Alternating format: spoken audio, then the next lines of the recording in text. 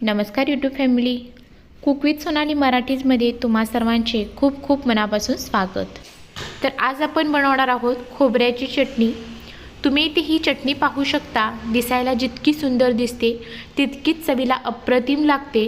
त्याचबरोबर ही चटणी अगदी 5 ते 6 दिवस आरामात टिकते। त्यामुळे आपण जर बाहेर प्रवासाला जात असू तर अशा वेळी ही आपण बनवू शकतो। चपाती, भाकरी किंवा पुरी कशासोबतही खाऊ शकतो। अगदी अप्रतिम लागते। रेसिपी संपूर्ण टिप्ससह मी तुमच्यासोबत इथे शेअर केलेली आहे। व्हिडिओ कुठेही स्किप न करता संपूर्ण रेसिपी तुम्ही इथे पहा, म्हणजे तुम्हाला सविस्तर जी रेसिपी आहे ती समजून जाईल। चला तर रेसिपीला सुरुवात करूया। इथे मी एका नारळाचे असे काप करून घेतलेले आहेत। ते आपण अर्धे अर्धे असे वाटून घेणार आहोत। सुरुवातीला इथे मी अर्धे काढून त्याच्यामध्ये अर्धा चमचा तिखट घातलेला आहे आणि छान असे मिक्सरला वाटून घ्यायचं आहे। तुमच्याकडे जर आढाळी असेल तर खिसणीने जर खिसून ही चटणी केली तर ती अजूनच चवीला छान लागते। तर या पद्धतीने सर्व इथे मी खोबरं जे आहे ते वाटून घेतलेलं आहे। हलकंसं जाडसर ठेवायचं आहे, जास्त बारीक करायचं नाही। तवा गरम करून घ्यायचा आहे। तवा गरम झाला की त्याच्यामध्ये घालायचं आहे तेल। तेल गरम झालं की पाव चमचा घालायचा आहे जिरे, त्यानंतर घालायचं आहे चिमूटभर हिंग आणि आता याच्यामध्ये घालायचा आहे कांदा। तर इथे एक मध्यम साईजचा कांदा घातलेला आहे आणि तो हलकासा तांबूस रंग येईपर्यंत भाजून घ्यायचा आहे। इथे मी 4 ते 5 कढीपत्त्याची पाने घातलेली आहेत। कांदा भाजला गेला, आता याच्यामध्ये एक मध्यम आकाराचा टोमॅटो घालायचा आहे। टोमॅटो घातल्यानंतर छान असा मऊसूद होईपर्यंत परतून घेऊया। आता इथे आलं आणि लसूण मी 1 चमचा खिसून घेतलेला आहे, तर ते घालून पुन्हा एकदा सर्व व्यवस्थित असं परतून घेऊया। कांदा टोमॅटो छान असा तेलामध्ये व्यवस्थित शिजवून घेतलेला आहे। आता याच्यामध्ये मसाले घालून घेऊया। तर त्याच्यासाठी मी इथे 1 चमचा धनेपूड, 1 चमचा गरम मसाला, 1 चमचा लाल तिखट, पाव चमचा हळद आणि चवीनुसार मीठ घेतलेले आहे।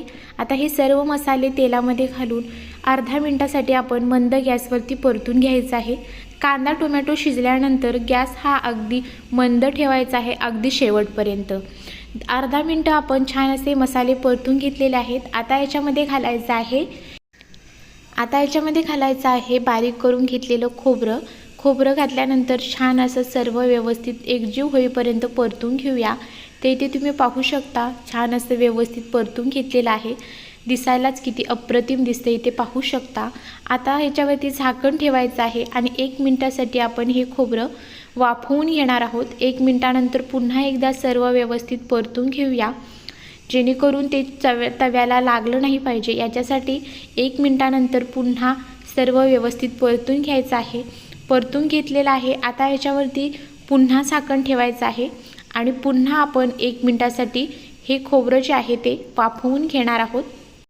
ही चटणी आपण सुकी बनवत आहोत, त्याच्यामुळे पाण्याचा एकही थेंब याच्यामध्ये वापरायचा नाही। तर पुन्हा 1 मिनिटानंतर इथे मी झाकण काढलेलं आहे आणि आता पुन्हा एकदा छान असं परतून घेऊया। याच पद्धतीने आपल्याला 2 ते 3 वेळा ही प्रोसेस करत छान असं खोबरं शिजवून घ्यायचं आहे। तर 3 वेळा मी सेम पद्धत करून खोबरं छान असं शिजवून घेतलं। सर्वात शेवटी भरपूर अशी बारीक कट केलेली कोथिंबीर घालूया आणि पुन्हा एकदा व्यवस्थित असं मिक्स करून घ्यायचं आहे, जेणेकरून छान अशी मोकळी आणि ही चटपटीत अशी ही खोबऱ्याची चटणी तयार होते।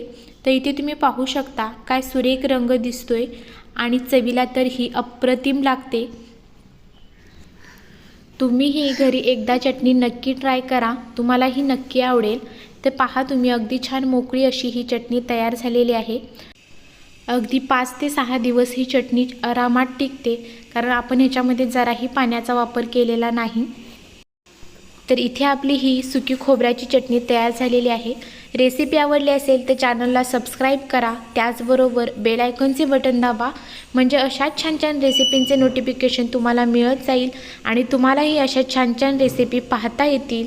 व्हिडिओ जास्तीत जास्त लोकांपर्यंत शेअर करा, त्याचबरोबर एक लाईक व्हिडिओसाठी नक्की करा आणि तुम्हाला ही रेसिपी कशी वाटली कमेंटमध्ये नक्की सांगा।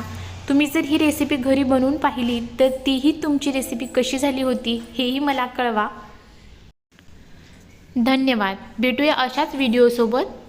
Bye bye.